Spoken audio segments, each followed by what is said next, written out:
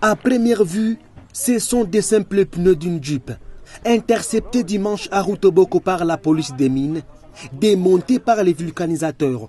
Devant les membres de la Commission nationale de lutte contre la fraude minière CNLFM, mais à l'intérieur, une grande quantité de minerais décolletants.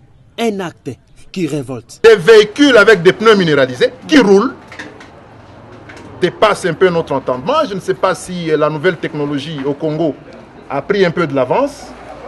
Vous verrez que c'est plus ou moins 600 kilos qui sont dans les pneus neufs, avec des chambres ailleurs, avec des coltants de très bonne qualité, et ça roule.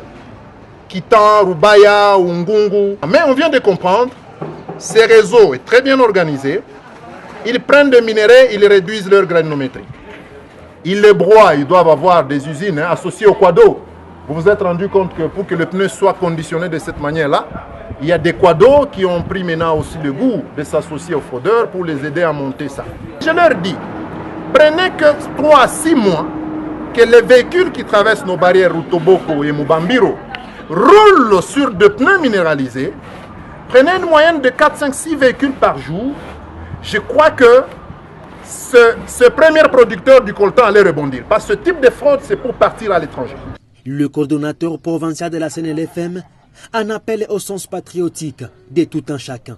C'est pourquoi j'en appelle à un sursaut patriotique qui doit partir du sommet jusqu'à la base. Nous devons tous nous mobiliser. Un tel véhicule, vous me direz que non, il y a la loi pour le restituer. Non, je demande aux parlementaires, s'il y a des lois qu'il faut corriger, c'est des lois comme ça.